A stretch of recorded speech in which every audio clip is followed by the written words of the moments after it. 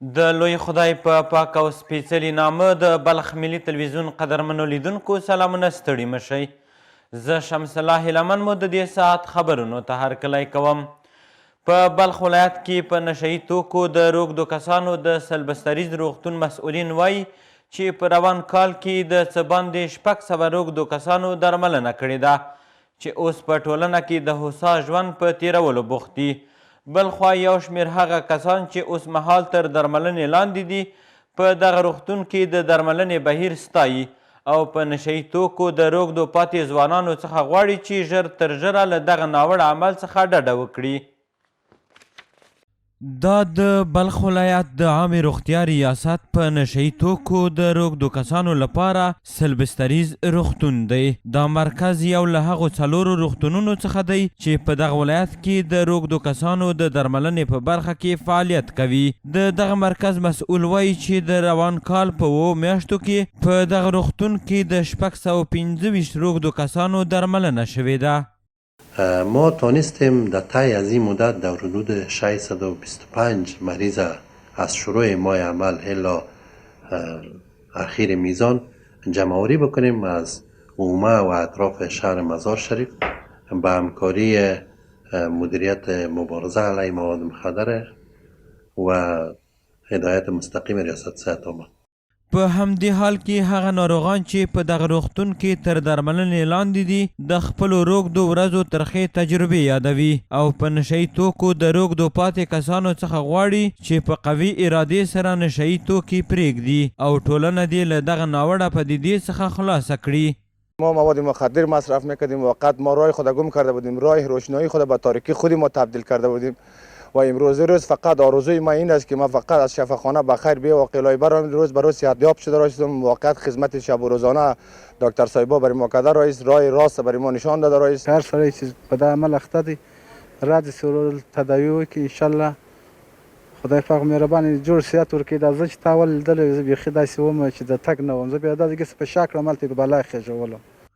د روږدو کسانو د نشهیي توکو د پرېښودو د پرېکنده تصمیم ترڅنګ په دې برخه کې د هغوی د کورنیو رول مهم او ارزښتناک دی. د دغه روغتون یو تن ډاکټر ټینګار کوي چې کورنۍ باید د درملنې په موده کې د خپلو روږدو له ملاتړ څخه ډډه وکړي. شفاخانه کاملا در خدمتشان است، رایگان و اینجا بیارن به خاطر تداوی و با بیمارشان که یک کسی که مواد مخدر استفاده میکنه برخورد خانواده بسیار نقش اساسی و مهم خود دارد در قسمت احیای مجدد مریض. د بلخ د عامې روغتیا ریاست تر چتر لاندې په دغه ولایت کې په نشهیي توکو د روږدو کسانو د درملنې لپاره 4 روغتونونه شتون لري چې په دغه مرکزونو کې د ماشومانو، نارینه‌وو او ښځینه‌وو لپاره روغتیایي خدمات وړاندې کیږي.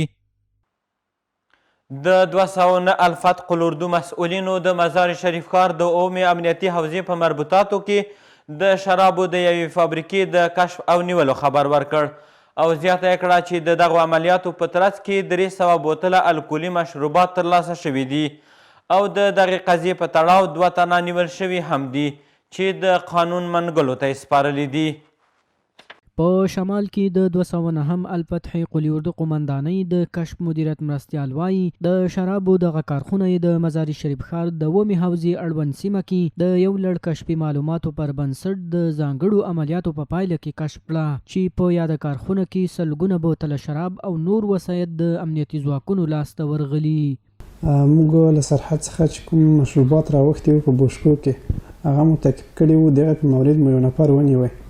بیا د هغې طریقې څخه موږ ته په مزار کې د 7 حوزه کې د نور الخدا په سیمه کې یوه حویله یې راته وښودله چې په دغې کې موږ دغه شیان په بوتلو کې اچوو او دغلته یې جوړوو. بیا د دې ځای څخه ټاپې او شای دلته پېښ کوو، بیا نورو ولایتو ته استوو. له بلې خوا د 209 الفتح قلیوردو قومندانۍ ویان خلکو ته ډاډ ورکوي چې په شمال کې به د نشهیي توکو او نورو مجرمینو مخه نیسي او سرغړونکو سره به جدي قانوني چلن کیږي. اسلام پال ولس ته مو ډاډ او اطمینان ده چې په سمت شمال کې د 209 الفتح قلیوردو قومندانۍ اړوند دفاعي ځواکونه ستاسې په خدمت او چوپړ کې دي.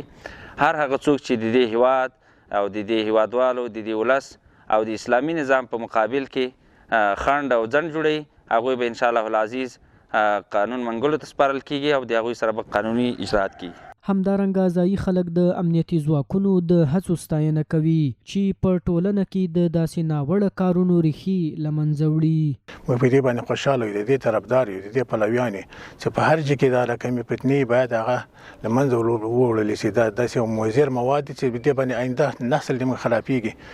هر هغه څوک چې ځان ته مجاهد وایي، مسلمان وایي او طرفدار د اسلامي، باید دغسې شیانو باندې پرده راکش نه کړي. چې کوم څوک چې پیږي چې کاروبار یې کوي هغه باید ونیول شي، د قانون منګولو ته وسپارل شي. د یادونې وړ ده چې امنیتي ځواکونو تر دې وړاندې هم د بېلابېلو عملیاتو په ترڅ کې په شمال کې د شرابو لسګونه کارخونې له منځه وړي.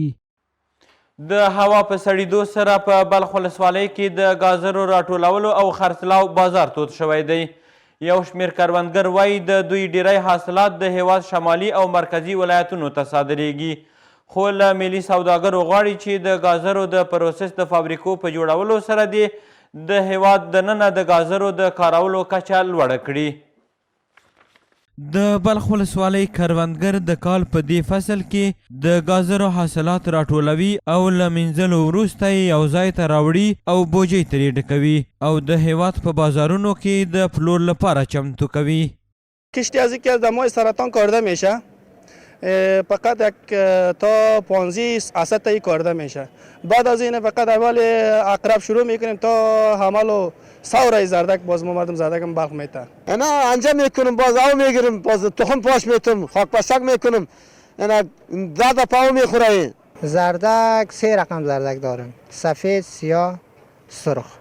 دغه بزګران د هیواد له ملي سوداګرو څخه غوښتنه کوي چې د کرنیزو محصولاتو د پروسس د فابریکو په جوړولو سره د بزګرانو د هڅو او خواریو د ضایع کیدو مخه ونیسي. خواست ما از تاجرای ملی است که یک شرکت جز جور کنه، یک مربا جور کنه یا خارج بره، مقصد یک ذره بازاریابی شود و درم خوبتر شود دیگه بازارش. نظر در زحمت از بسیار زیاد است. از سردخانه مانده شود، با در تابستان هم استفاده شود. در زمستان خب یعنی حاصلات زیاد است، خب صحیح در چیز نمیرسه دیگه، در مصرف صحیح نمیرسه. د یادونې وړ ده چې ګازرې د بلخ ولایت د ولسوالیو څخه تر ټولو زیاته برخه یې په بلخ ولسوالۍ کې کرل کیږي او له راټولولو وروسته د هیواد شمالي او مرکزي ولایتونو ته صادریږي. د بلخ ملي تلویزیون قدرمنو لیدونکو دا و د دې مهال خبرونه، تر بیا مو العمل ښه وخت.